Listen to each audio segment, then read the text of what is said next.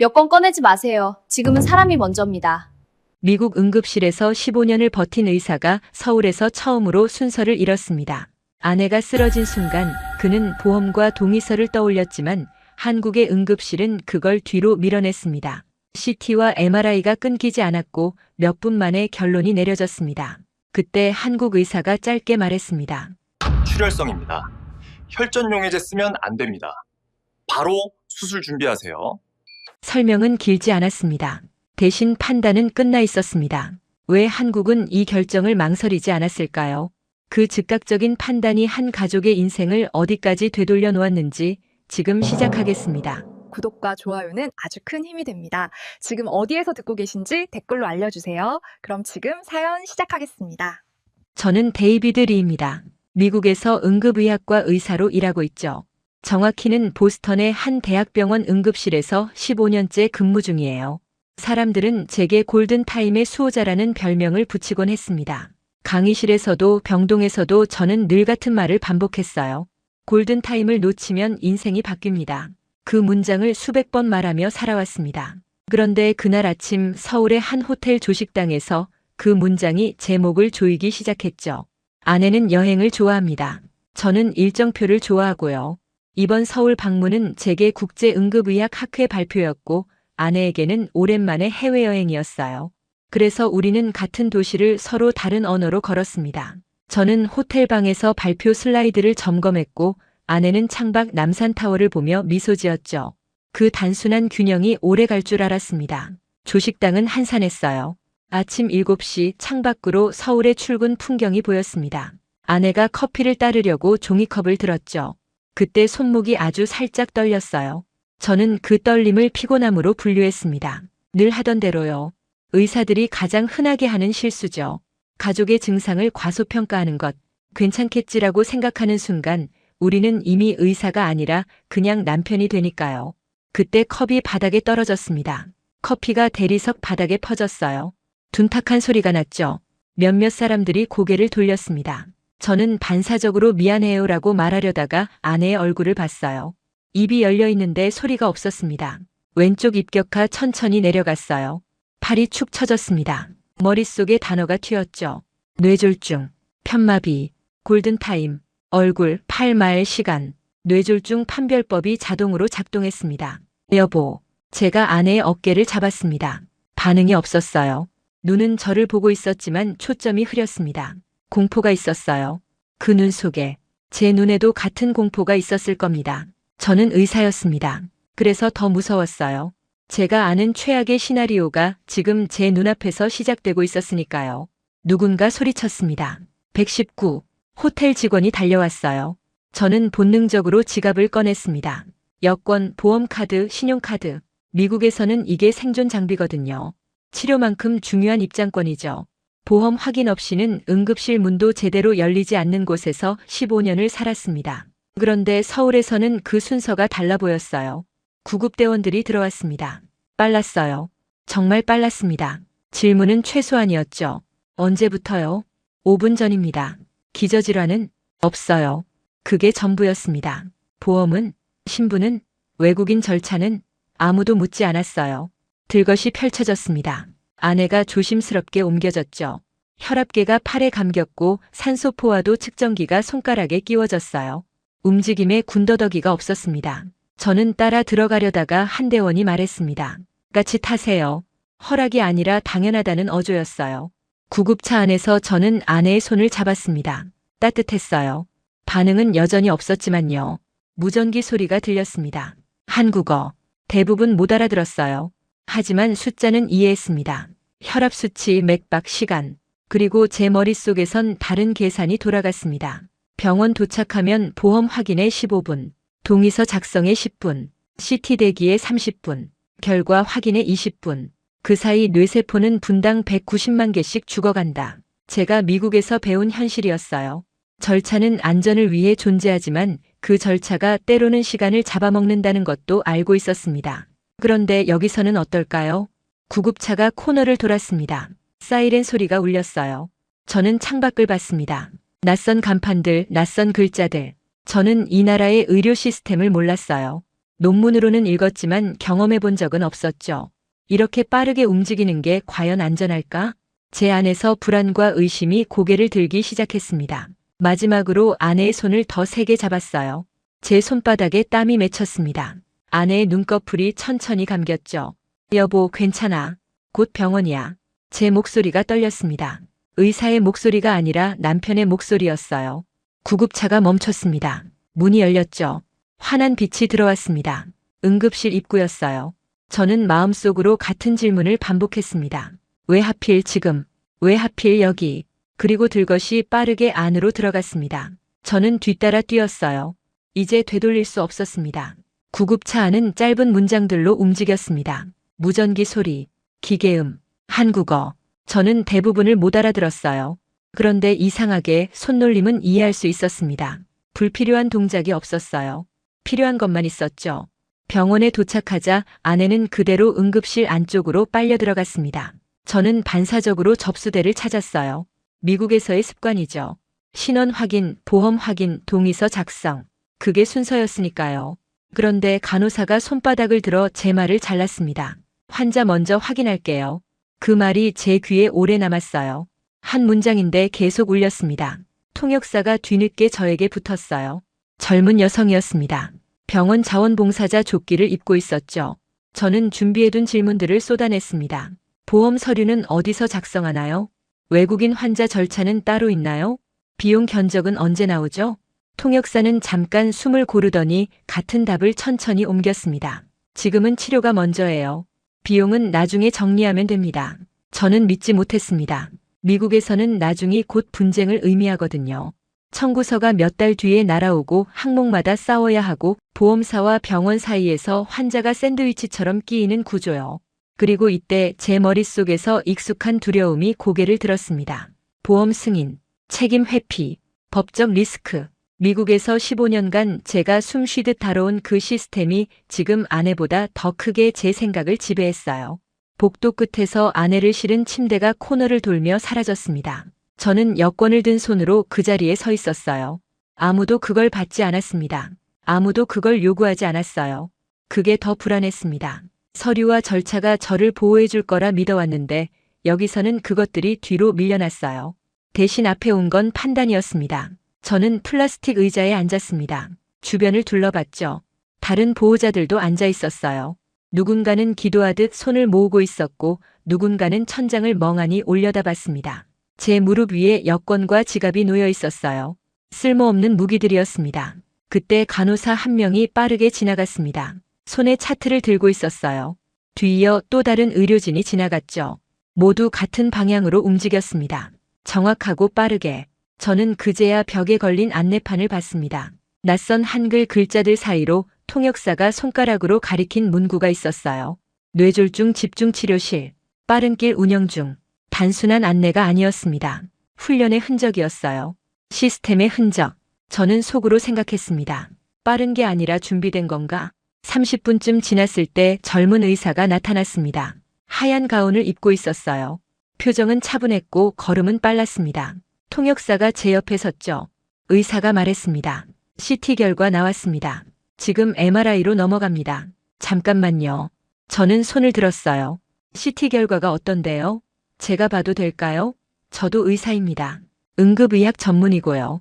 의사는 잠깐 저를 봤습니다. 판단하는 눈빛이었어요. 그리고 고개를 끄덕였습니다.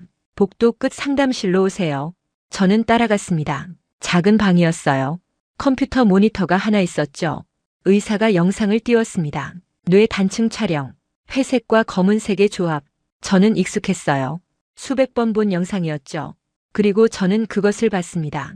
왼쪽 기저핵 부근의 고밀도 음영, 출혈이었습니다. 제 심장이 내려앉았어요. 출혈성 뇌졸중입니다. 의사의 목소리가 들렸습니다. 크기는 작지 않아요.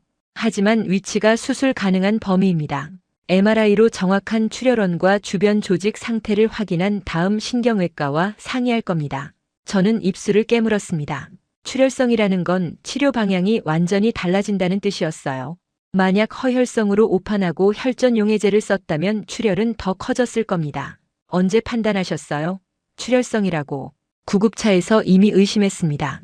증상 발현 패턴이 전형적이지 않았거든요. 그래서 CT를 우선 진행했습니다. 구급차에서부터 저는 그때를 떠올렸습니다. 무전기 소리, 한국어로 주고받던 짧은 단어들. 그들은 이미 판단하고 있었던 거예요. MRI는 얼마나 걸립니까? 30분 정도요. 끝나면 바로 신경외과 전문의가 봅니다. 의사는 일어섰습니다. 보호자분도 의사시니까 아시겠지만 지금이 중요합니다. 시간을 아껴야 해요. 그 말을 남기고 의사는 나갔습니다. 저는 그 작은 방에 혼자 남았어요. 모니터에는 여전히 아내의 뇌 영상이 떠 있었습니다. 하얀 점, 출혈. 저는 손으로 얼굴을 감쌌습니다. 미국이었다면 지금쯤 저는 3군데 병원에 전화를 걸고 있었을 거예요. 세컨드 오피니언을 찾고 보험사에 사전 승인을 요청하고 최고의 신경외과의를 수소문했겠죠. 그런데 여기서는 이미 일이 진행되고 있었습니다. 제 허락도 없이, 제 확인도 없이, 아니 정확히는 제가 허락할 시간조차 주지 않을 만큼 빠르게 MRI 결과를 기다리는 시간은 고문 같았습니다. 30분이라고 했지만 체감으로는 3시간쯤 되는 것 같았어요. 저는 복도 의자에 앉아 시계를 봤습니다. 초침이 움직였죠. 똑, 똑, 똑. 그 소리가 들리는 것 같았어요. 실제로는 들리지 않는데 말이죠. 통역사가 물 한 컵을 건넸습니다. 저는 고개를 끄덕이고 받았어요. 마시지는 못했습니다. 목이 메었거든요. 주변을 둘러봤습니다. 다른 보호자들도 비슷한 표정이었어요. 기다림의 표정, 두려움의 표정, 기도하는 표정. 그때 신경외과 의사가 나타났습니다. 50대쯤 되어 보이는 남자였어요. 안경을 쓰고 있었고 걸음걸이가 단단했습니다. 다시 상담실이었습니다. 이번엔 2개의 모니터가 켜져 있었어요. CT와 MRI 영상이 나란히 떠 있었습니다. 의사가 설명을 시작했습니다. 좌측 기저핵 크기는 약 3cm, 주변 조직 압박이 있지만 아직 중뇌까지는 영향이 없다는 내용이었어요. 저는 영상을 봤습니다. 하얀 덩어리, 출혈 부위, 제 손이 떨렸어요. 수술이 필요하다는 말이 떨어졌습니다. 2가지 옵션이 있었어요. 하나는 개두술, 두개골을 열고 직접 출혈을 제거하는 방법. 확실하지만 침습적이고 회복 시간이 깁니다. 다른 하나는 최소 침습 내시경 수술. 작은 구멍을 뚫고 내시경으로 혈종을 흡입 제거하는 방법. 회복이 빠르지만 기술적으로 더 까다롭죠. 의사는 출혈 위치상 내시경 접근이 가능하며 최소 침습이 더 낫다고 판단한다고 말했습니다. 환자 나이도 고려했을 때요. 저는 입술을 깨물었습니다. 의사로서 저는 알고 있었어요. 최소 침습은 기술 의존도가 높다는 걸, 집도의의 역량이 핵심이라는 걸. 저는 물었습니다. 경험이 어느 정도인지. 예의 없는 질문이라는 걸 알았지만 멈출 수 없었어요. 의사는 표정을 바꾸지 않고 답했습니다. 이 병원에서 10년째 신경외과 전문의로 일하고 있으며 뇌출혈 내시경 수술은 연간 약 150케이스 정도 한다고요. 150케이스. 그 숫자가 제 머릿속에서 계산됐습니다. 10년이면 1,500건, 주 3건 정도. 성공률을 물었을 때 의사는 이 정도 케이스는 95% 이상이라고 답했습니다. 저는 천천히 고개를 끄덕였습니다. 그런데 시간이 중요하다는 말이 이어졌어요. 지금 출혈은 안정된 상태지만 재출혈 가능성이 있고 혈종이 주변 조직을 계속 압박하고 있다고. 시간이 지날수록 뇌 손상이 커질 수 있다고요. 언제 수술이 가능한지 물었을 때 돌아온 답은 명확했습니다. 지금 바로 준비할 수 있다고. 지금. 그 단어가 또 나왔습니다. 저는 멈췄어요.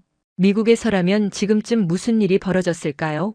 세컨드 오피니언 예약, 보험사 사전 승인, 수술 일정 조율, 최소 23일은 걸렸을 겁니다. 그런데 여기서는 지금이라고 말합니다. 의사는 가족들과 상의할 시간이 필요하면 주겠지만 길게는 어렵다고 했습니다. 저는 고개를 저었습니다.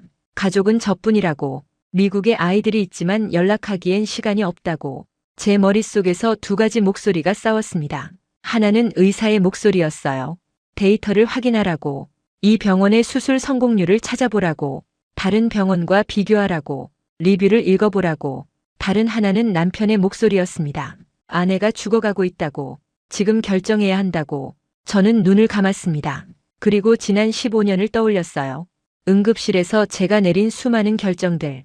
빠른 판단이 생명을 구한 순간들. 그리고 반대로 절차를 기다리다가 환자를 잃은 순간들. 저는 눈을 떴습니다. 수술을 진행하겠다고 말했습니다. 내시경으로 지금 바로 준비해달라고. 동의서가 나왔습니다.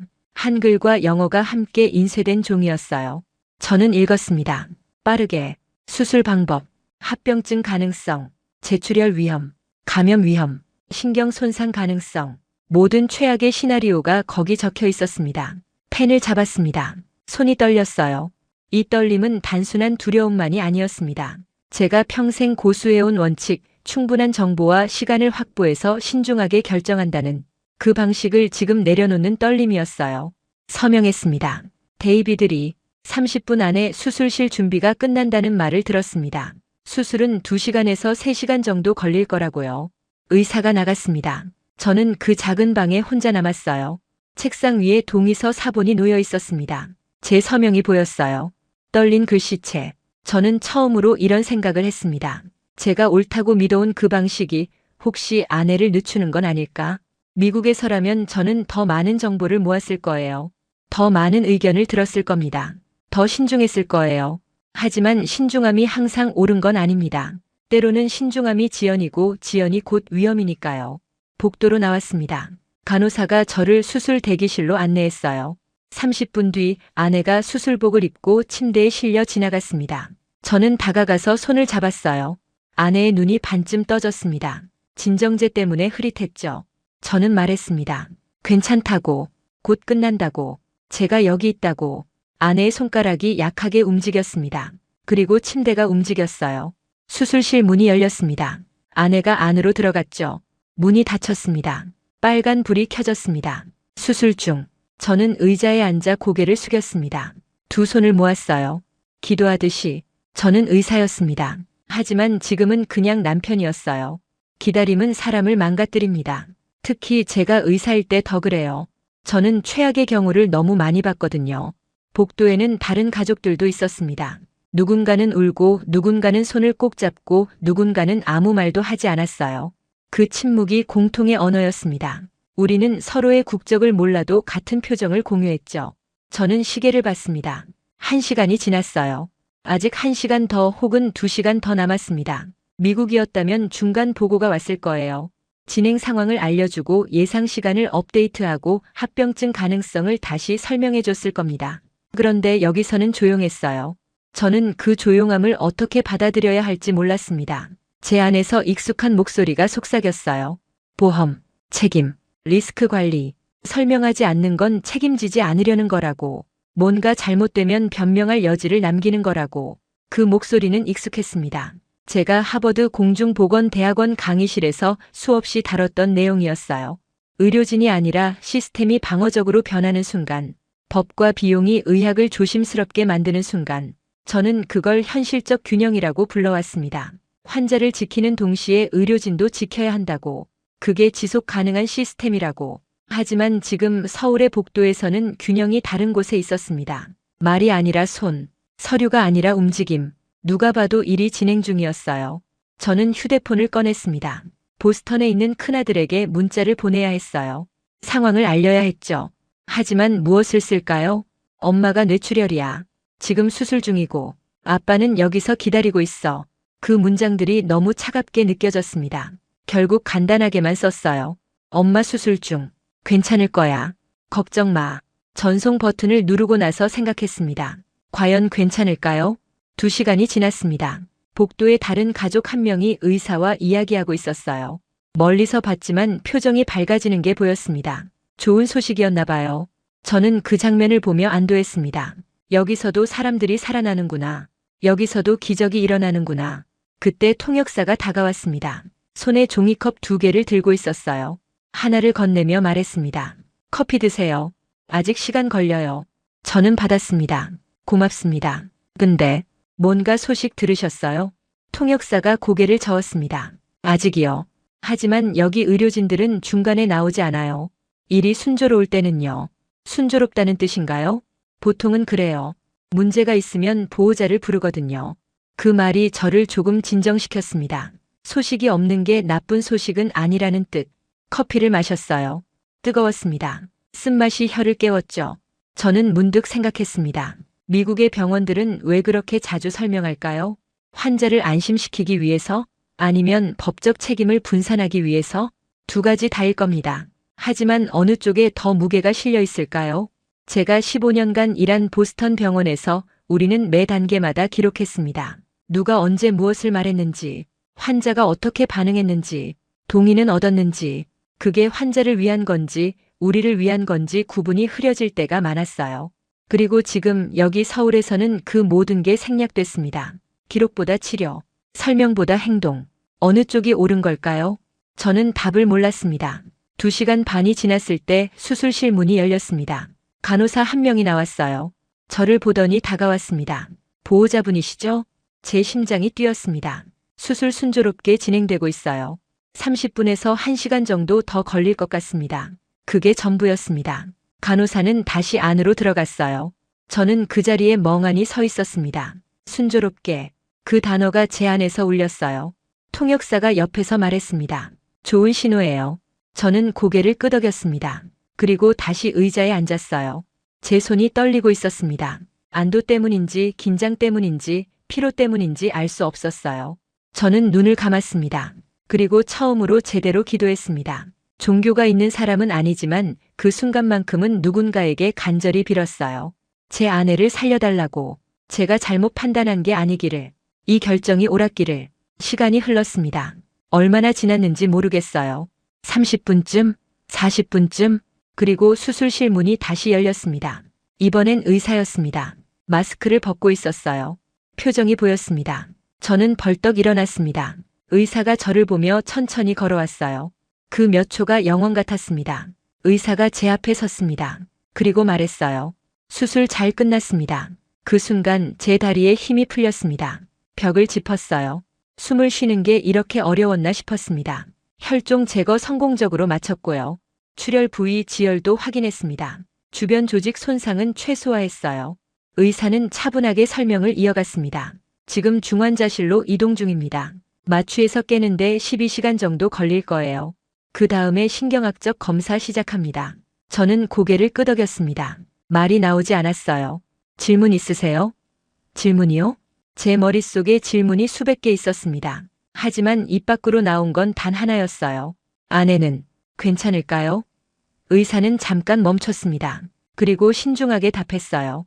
수술은 계획대로 진행됐습니다. 하지만 뇌 손상 정도는 깨어나 봐야 정확히 알 수 있어요. 운동 기능, 언어 기능, 인지 기능, 차근차근 확인할 겁니다. 정직한 답이었습니다.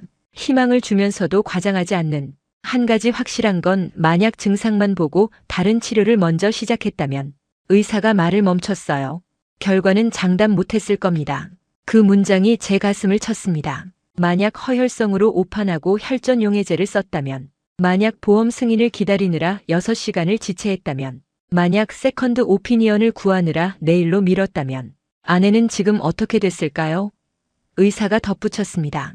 중환자실 면회는 2시간 뒤부터 가능합니다. 짧게 10분 정도만요. 알겠습니다. 감사합니다. 제 목소리가 떨렸습니다. 의사는 제 어깨를 가볍게 두드렸어요. 그리고 돌아서서 갔습니다. 저는 그 자리에 서 있었습니다. 통역사가 다가와 물 한 컵을 건넸어요. 축하드려요. 저는 물을 받아 마셨습니다. 차가웠어요. 목을 타고 내려가는 게 느껴졌습니다. 그리고 저는 그제야 울었습니다. 조용히, 떨리는 어깨로. 기쁨은 이상하게도 늦게 옵니다. 먼저 오는 건 탈진이에요. 그 다음이 안도. 그리고 마지막으로 눈물. 통역사는 아무 말도 하지 않았습니다. 그냥 옆에 서 있었어요. 그게 고마웠습니다. 2시간은 길었습니다. 저는 병원 로비로 내려갔어요. 밖으로 나가 공기를 마셨습니다. 서울의 저녁이었습니다. 거리에는 사람들이 걸어 다녔어요. 차들이 지나갔고 간판 불빛이 켜졌습니다. 평범한 도시의 평범한 저녁. 그런데 제게는 모든 게 새롭게 보였습니다. 아내가 살아있다는 사실 하나로 세상이 다르게 보였어요. 휴대폰을 꺼내 아들에게 다시 문자를 보냈습니다. 수술 잘 끝났어. 엄마 곧 깰 거야. 답장이 바로 왔어요. 정말요? 다행이다. 아빠도 조심하세요. 저는 미소 지었습니다. 그리고 병원으로 돌아갔어요. 중환자실은 4층이었습니다. 엘리베이터를 타고 올라갔죠. 문이 열리자 조용한 복도가 나타났습니다. 간호사 스테이션이 보였어요.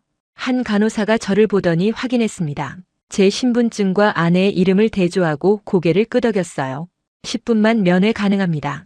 큰 소리 내지 마시고 환자분 건드리지 마세요. 기계 만지는 것도 안 돼요. 알겠습니다. 문이 열렸습니다. 중환자실은 여러 칸막이로 나뉘어 있었어요. 저는 안내를 받아 아내가 있는 곳으로 갔습니다. 그리고 아내를 봤습니다. 침대에 누워 있었어요. 여러 장비에 연결돼 있었습니다. 인공호흡기는 없었지만 산소 마스크를 쓰고 있었어요. 모니터에 심박수와 혈압이 표시됐습니다. 하지만 얼굴빛이 조금 나아 보였습니다. 아침에 그 창백함보다는 덜했어요. 그 미세한 차이가 제게는 확실한 증거였습니다. 살아있다고. 저는 침대 옆에 조심스럽게 섰습니다. 아내의 손을 보았어요. 거즈로 감겨 있었습니다. 링거 주사 바늘이 꽂혀 있었죠. 저는 손을 잡지 않았습니다. 간호사가 만지지 말라고 했으니까요. 대신 작게 말했습니다. 여보, 나야. 잘 끝났어. 이제 괜찮아. 아내는 반응하지 않았습니다. 하지만 괜찮았어요. 숨을 쉬고 있었으니까. 심장이 뛰고 있었으니까. 10분이 금방 지났습니다. 간호사가 들어와 시간이 됐다고 알려줬어요. 저는 고개를 끄덕이고 나왔습니다. 복도에서 저는 벽에 기댔습니다. 그리고 생각했어요. 제 안에 어떤 것이 부서진 것 같았습니다. 아니, 부서진 게 아니라 균열이 난 거였어요. 평생 믿어온 것들, 보험이 안전망이라는 것, 절차가 환자를 지킨다는 것, 신중함이 곧 선함이라는 것, 그 모든 믿음에 금이 갔습니다. 미국의 좋은 병원에서도 절차는 시간을 잡아먹습니다. 승인 대기, 동의서 반복, 책임 분산, 그 모든 게 안전이라는 이름으로 존재하죠. 하지만 출혈성 뇌졸중 앞에서 안전은 때로 결정의 속도였습니다. 서울에서 제가 본 건 그것이었어요. 서류보다 사람, 설명보다 판단, 방어보다 행동. 저는 엘리베이터를 탔습니다. 1층으로 내려가 병원 앞 벤치에 앉았어요. 밤 공기가 차가웠습니다. 저는 주머니에 손을 넣고 하늘을 봤습니다. 별은 보이지 않았어요. 도시의 불빛 때문이었죠. 하지만 괜찮았습니다. 아내가 살아 있었으니까. 그리고 저는 깨달았습니다. 제가 틀릴 수도 있다는 걸. 의사로서 가장 어려운 문장입니다. 하지만 남편으로서 가장 필요한 문장이기도 하죠. 저는 벤치에서 일어났습니다. 다시 병원 안으로 들어가면서 생각했어요. 내일 아침 아내가 깨어나면 무엇을 말해야 할까? 무엇을 먼저 물어봐야 할까? 그리고 제가 가져갈 것은 무엇일까? 다음 날 아침 저는 중환자실 밖에서 기다렸습니다. 면회 시간은 오전 9시였어요. 밤새 호텔에서 제대로 자지 못했습니다. 눈을 감으면 아내의 얼굴이 보였어요. 쓰러지던 그 순간, 창백했던 얼굴, 산소 마스크를 쓴 모습. 8시 50분에 병원에 도착했습니다. 이미 다른 보호자들도 와 있었어요. 모두 같은 표정이었죠. 기다림과 기대가 섞인 9시 정각, 문이 열렸습니다. 간호사가 제 이름을 불렀어요. 저는 안으로 들어갔습니다. 아내는 어제와 같은 자리에 있었습니다. 하지만 뭔가 달랐어요. 눈이 떠져 있었습니다. 제 심장이 뛰었어요. 천천히 다가갔습니다. 아내의 눈이 저를 따라왔어요. 천천히 하지만 분명하게. 여보, 제 목소리가 떨렸습니다. 아내의 입술이 움직였어요. 소리는 나오지 않았지만 입모양으로 알 수 있었습니다.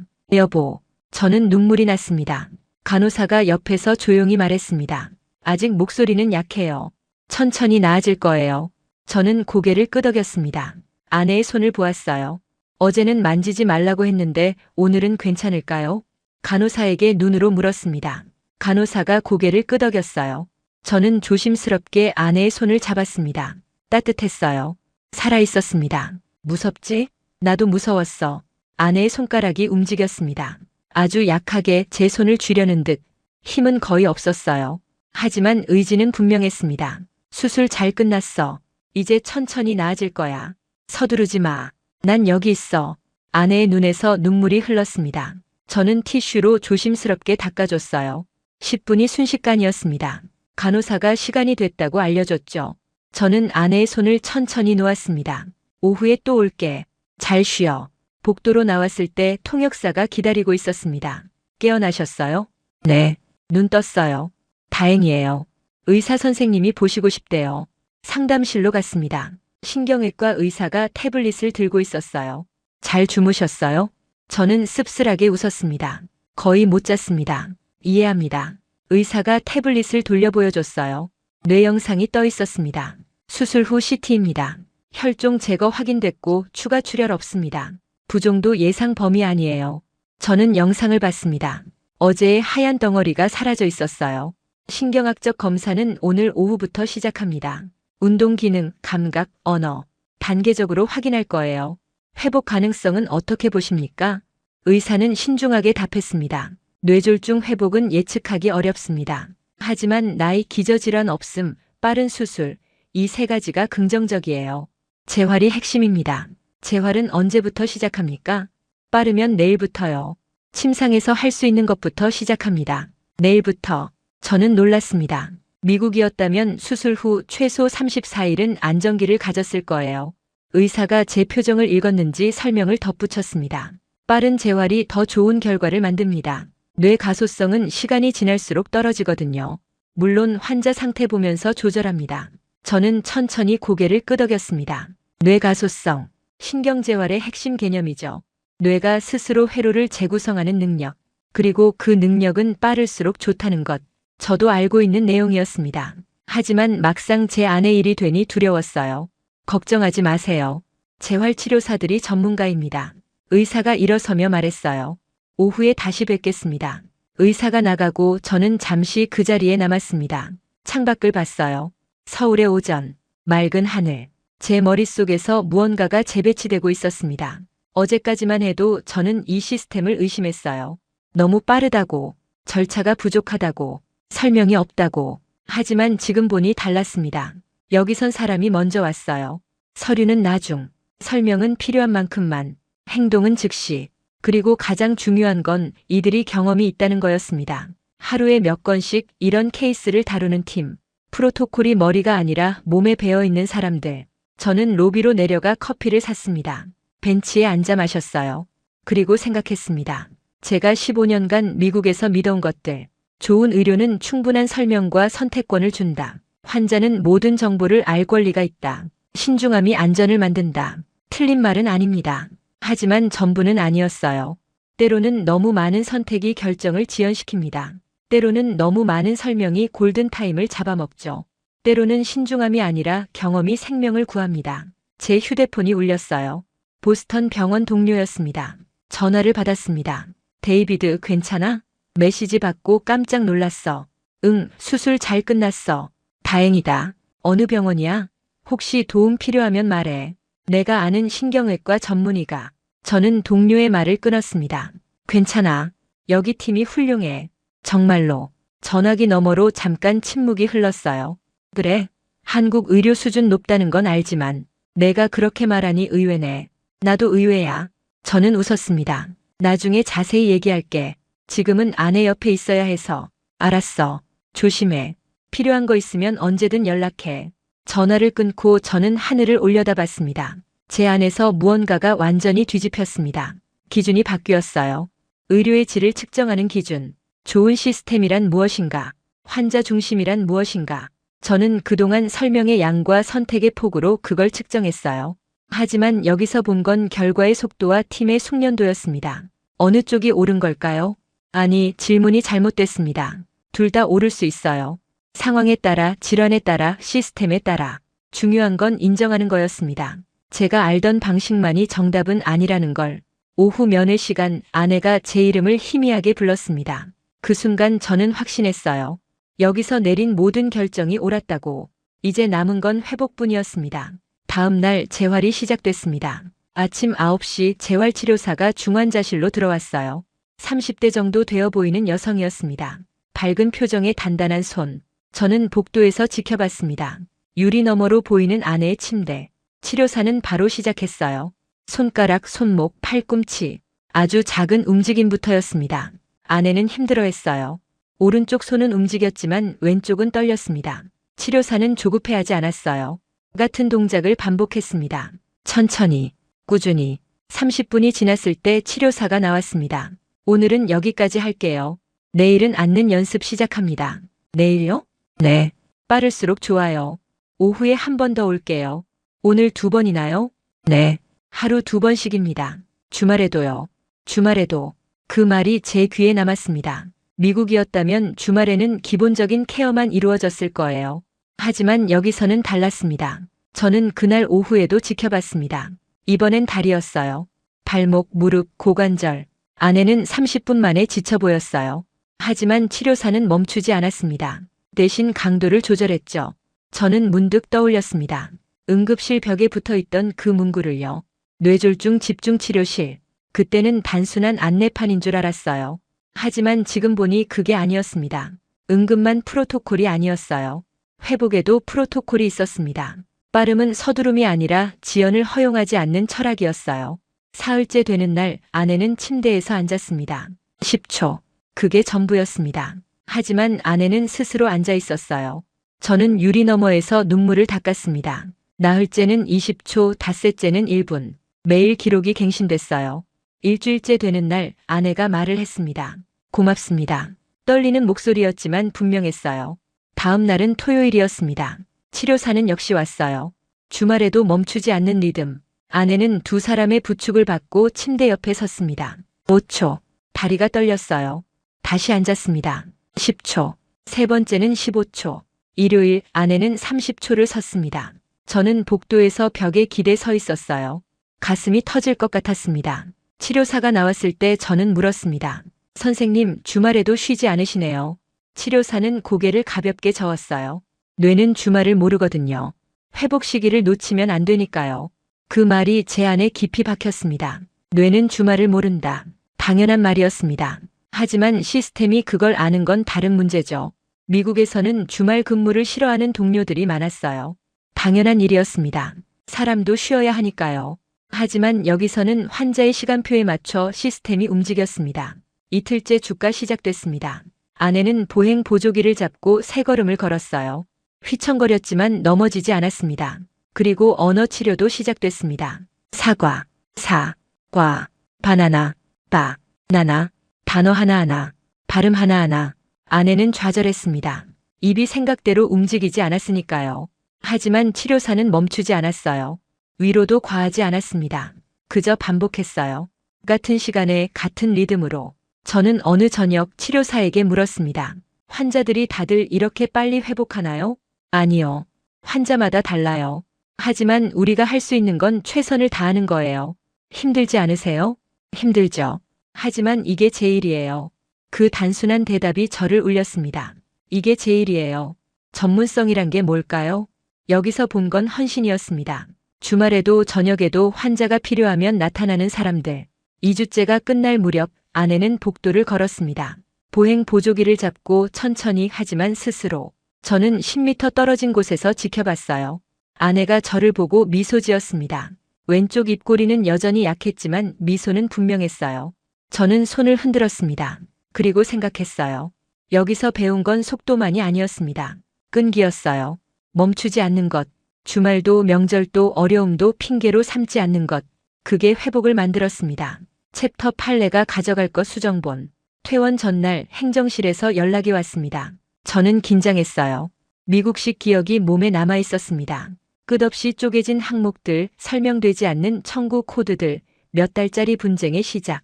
행정실은 1층에 있었어요. 저는 엘리베이터를 타고 내려갔습니다.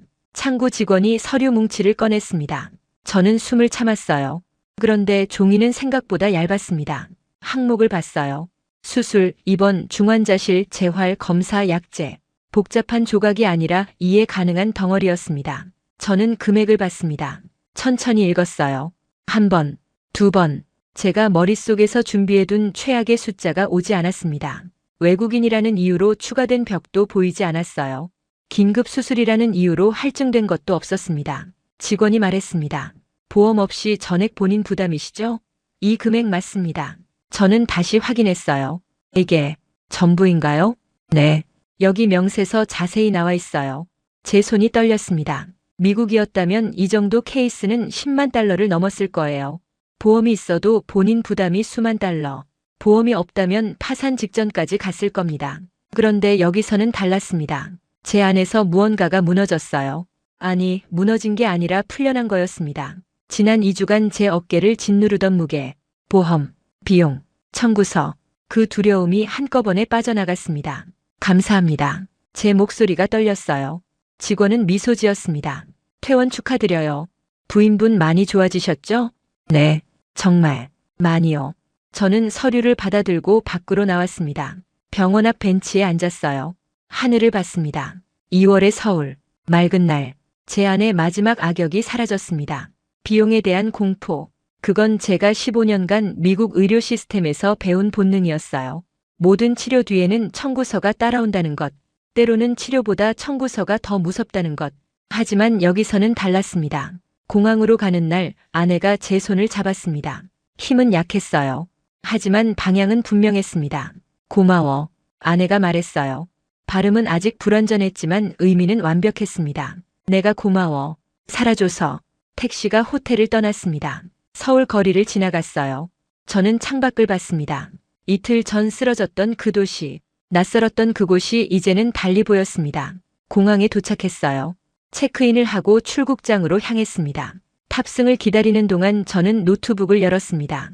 다음 달 학회 발표 자료, 슬라이드를 봤어요. 제목이 있었습니다. 응급의학 속도와 안전의 균형. 저는 제목을 지웠습니다. 그리고 새로 썼어요. 서울에서 배운 것 시스템이 작동할 때 첫 슬라이드에 한 문장을 추가했습니다. 내 아내는 서울에서 살아났다. 운이 아니라 구조였다. 그리고 본문을 쓰기 시작했어요. 절차보다 판단이 앞서는 시스템, 설명보다 행동이 빠른 팀, 주말을 모르는 재활 프로토콜, 비용이 치료를 막지 않는 구조. 제가 본 것들을 하나씩 적었습니다. 비판하는 게 아니었어요. 배운 것을 나누는 거였습니다. 미국 시스템이 틀렸다는 말이 아니었습니다. 다른 길도 있다는 말이었어요. 탑승 안내 방송이 나왔습니다. 저는 노트북을 덮고 일어섰습니다. 비행기에 올랐어요. 아내는 천천히 하지만 스스로 걸었습니다. 좌석에 앉았습니다. 창밖으로 서울이 보였어요. 비행기가 이륙했습니다. 도시가 작아졌습니다. 저는 아내의 손을 잡았어요. 그리고 생각했습니다. 제가 이곳에서 가져가는 건 무엇일까요? 감사함, 겸손함, 그리고 질문. 우리가 옳다고 믿는 것이 정말 최선일까? 다르다는 것이 틀렸다는 뜻일까? 환자 중심이란 무엇일까? 저는 답을 다 찾지 못했습니다. 하지만 질문을 찾았어요. 그리고 그 질문이 저를 더 나은 의사로 만들 것 같았습니다. 보스턴으로 돌아가면 저는 동료들에게 말할 겁니다. 서울에서 본 것을요. 어떤 이들은 믿지 않을 거예요. 어떤 이들은 방어적으로 반응할 겁니다. 어떤 이들은 무시할 거예요. 하지만 누군가는 들을 겁니다. 그리고 생각할 거예요. 그것만으로도 충분합니다. 비행기가 구름 위로 올라갔습니다. 아내가 잠들었어요. 고른 숨소리. 저는 창밖을 보며 속으로 말했습니다. 고맙습니다. 서울. 고맙습니다. 이곳의 모든 분들. 당신들은 제 아내를 살렸습니다. 그리고 저를 가르쳤습니다. 의사도 배울 수 있다는 것을, 시스템도 바뀔 수 있다는 것을, 발음이 때로는 더 나은 길이라는 것을. 비행기는 계속 날아갔습니다. 서울은 이제 보이지 않았어요. 하지만 제 안에 남았습니다. 기억으로, 교훈으로, 변화로. 저는 눈을 감았습니다. 그리고 처음으로 편안하게 잠들었어요. 영상 재밌게 보셨다면 구독과 좋아요 부탁드립니다. 그리고 한국을 응원하신다면 댓글로 대한민국 만세를 남겨주세요. 감사합니다.